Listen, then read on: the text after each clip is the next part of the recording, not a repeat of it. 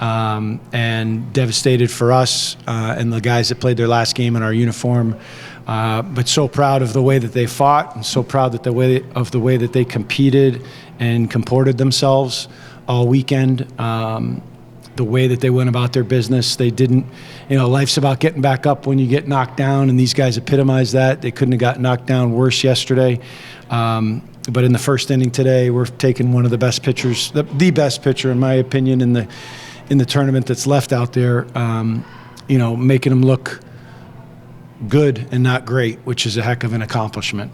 We got some help with some miscues on the other side, but we cashed in on them. And these guys right here played their last game in our uniform and are really, really special to me. And Corey Morton's a self-made baseball player who just has made himself. He got his 200th hit today, which from where he started to where he is now as a professional prospect, he's going to get a chance to get paid to play is extraordinary. I'm so proud of him. And this guy, we told Luke Broadhurst he wasn't good enough a year and a half into his tenure. You're not good enough to be a Husky, and why don't you go to Division III level? And he did that, and he became a national championship with this guy right here. Get 2 national champs on either side where I want to be a national champ. They've already done it. And he came back. When I don't know, Coach McDonald convinced me to give him a call, and I was probably the most nervous I've ever been making a recruiting call, and said, I'd love for you to come back. And instead of hanging up the phone and calling me names, he took us up on it. And it's an incredible story that he came back and then became, he developed into an incredible player, and you saw that on display today, a guy with a slow heartbeat that just rises to the occasion.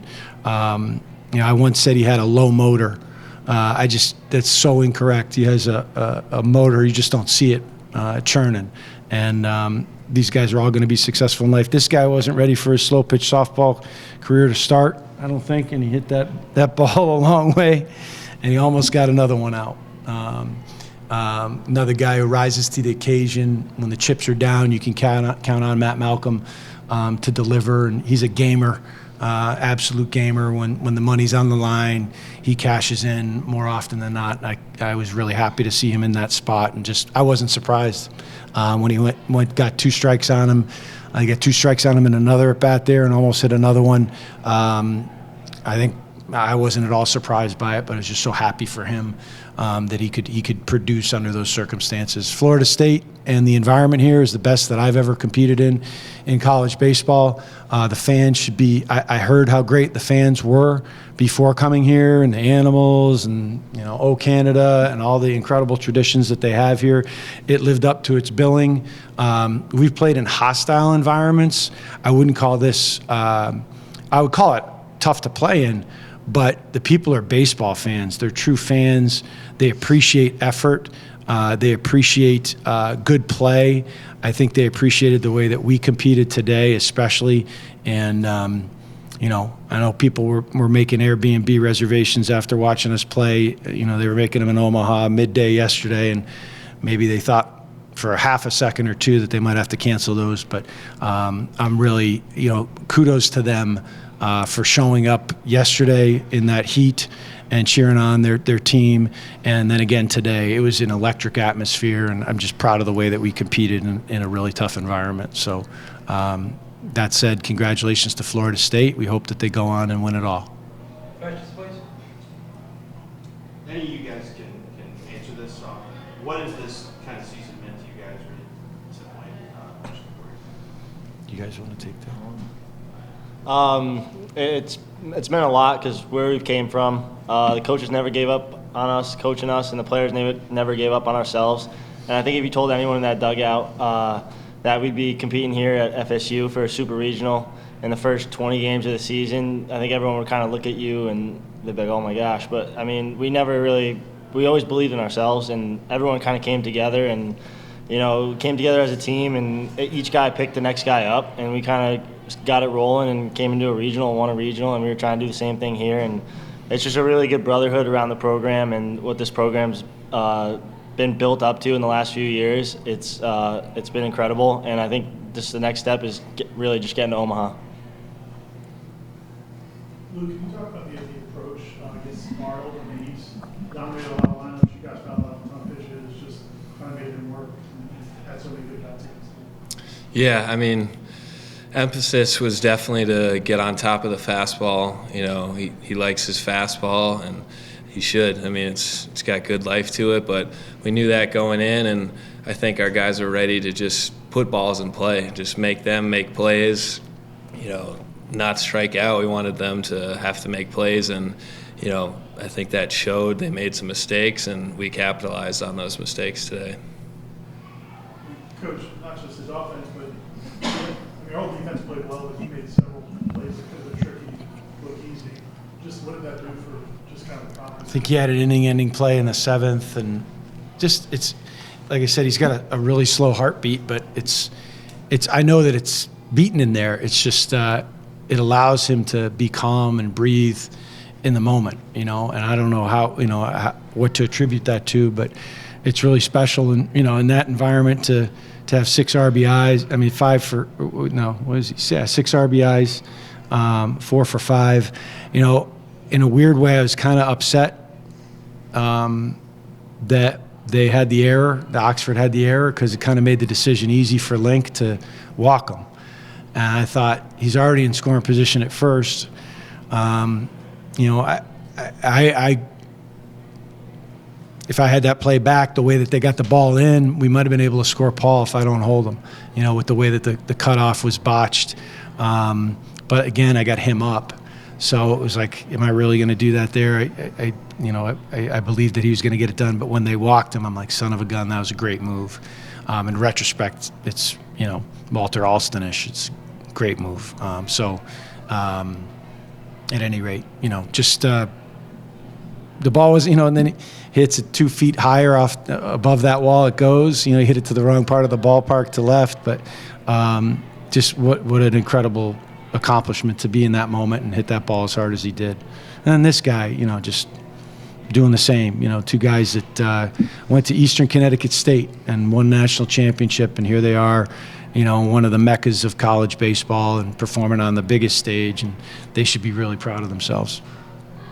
First, I want to congratulate all the seniors on a great college baseball career. Coach, I wanted to ask you, as Florida State moves on, you got 2 games, and you got a glimpse of what kind of team they are.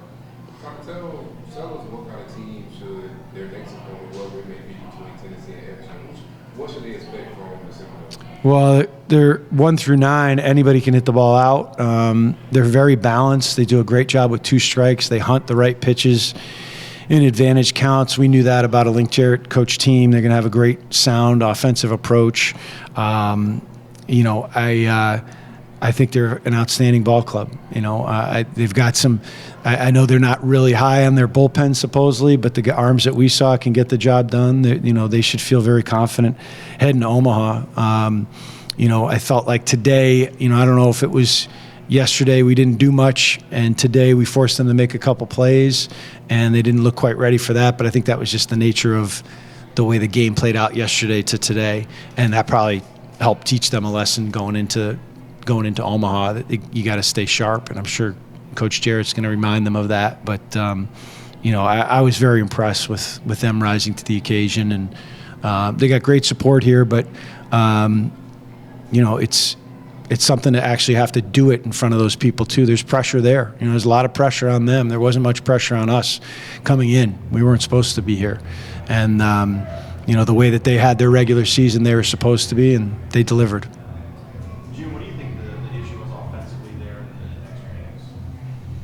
I mean, we're up against a really good guy, a great breaking ball, and we just needed one more knock. You know, the second baseman makes a great catch. I think he got a slow start on it, but Farrow closed on that. I'm yelling at Minnick to try to score on it. I'm glad he didn't. He saw the play, you know, but that was a great grab. I mean, he makes a game-saving catch there. You know, off of not so hard contact, but we made hard contact in the last inning, you know, 3 times. I mean, Caleb Spur hits the crap out of a breaking ball to dead center. The center fielder who didn't start the game comes in, makes a hard catch look easy. I wasn't that upset with our at-bats, to be honest with you. I mean, we struck out a couple times early with runners in scoring position. You know, we had second and third in the first with nobody out, and We got 2 in, but we didn't cash in further than that, and that comes back to bite you. You guys took one of the top teams in the country to the wire on their field. You don't look like you're appreciating that very much. Are you more mad that you guys didn't finish the job, or do you appreciate what you guys did or not? Yeah, we went toe-to-toe with them today, and I'm a very competitive guy, and I wanted to come out on top there.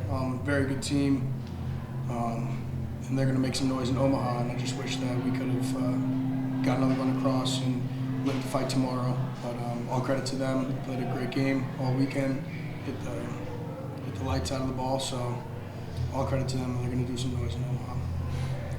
Tibbs is special. He's just so balanced, and he's spitting on off speed all day. We're trying to sneak a fastball by him there. It's like sneaking cheese past a mouse. It's tough to do, but he didn't miss it. He didn't miss it. It wasn't exactly where we wanted it, but he did not miss it. And he's as balanced and as good a hitter as I've seen in my 21 years as a head coach. How do you think your staff kind of stacked up in the challenge this weekend? You said you faced a late-year lineup before, but it just felt like you couldn't keep them under wraps. Yeah. I mean, we came up short. We got to go back to the drawing board. Myself included. I got out-coached, and we got to be better. We got to learn from this. There's things that he does and their staff do. I wanted to go watch him in Mohegan Sun in the clinic. I helped get him into that clinic, and I got sidetracked and never got to his session. So I got to get to his session one of these times. I'm going around to watch what he does. He's got some magic behind the curtain, but I got to learn from him and learn from others. If we're done learning, we're dead. So I'm going to keep learning and get better. That's for other people to say. I did tell our players that they left it better than they found it, and they found it pretty darn good. But that's for others to speculate on. I have to, right now I'm thinking about the transfer portal and NIL and how far behind we are. And, we got to get home as fast as possible so I can get guys on campus and recruit and make this better. But I did tell the guys in the huddle that, when we do lift the trophy in Omaha, which will happen, which absolutely will positively happen, we'll be standing on their shoulders. And I tell every group of seniors and grad students that play their last game in their uniform that, because I truly believe it in my core, and I know it's going to happen. My 82-year-old father was here all weekend and want to get him back to Omaha. He played with his brother in 1965 in the College World Series, and every Christmas Eve and Thanksgiving I got to sit around the table and hear that we haven't taken my team there yet. So I'm running out of time. He's telling me I got to hurry up. So we're not going to give up. What do you take away from this team? People say every team's different. This one especially is. You have something right now in front of mind. Yeah, we're never going to quit. We dug a hole. We played some behemoths early. It prepared us for the end of the season. But there was a quiet confidence about the group all the way through. They taught me a lot about stick-to-itiveness and just showing up every day, punching the clock, doing your work, trusting that it's going to come out in the end and it's going to work out. And they believed in themselves and each other. They worked their butts off and just stayed together. I got guys born in the last century, born in the last millennium, right? 99? 98. Where are you? 2000. You're a baby. And I got guys, that are 18, 19 years old. And so I'm so grateful for those 18 and 19-year-olds to have learned from guys like these. It's some of the hardest working guys I've ever been around, and a team that I will treasure forever. And what we went through with our young Team Impact member dying midstream in April, AJ, the guys were playing for him. They dedicated the season to him, and they should not be hanging their heads for 1 second. I think he'd be proud. It's a shame. He's a little boy. He just wanted to be a big boy, and the big boys had to play like little boys this weekend to try to keep it going, and I think they did just that. They played with a lot of joy. They played with a lot of fun and looseness, and they should be really, really proud of themselves. Everybody good? Gentlemen, thank you very much. Thank you. Thank you.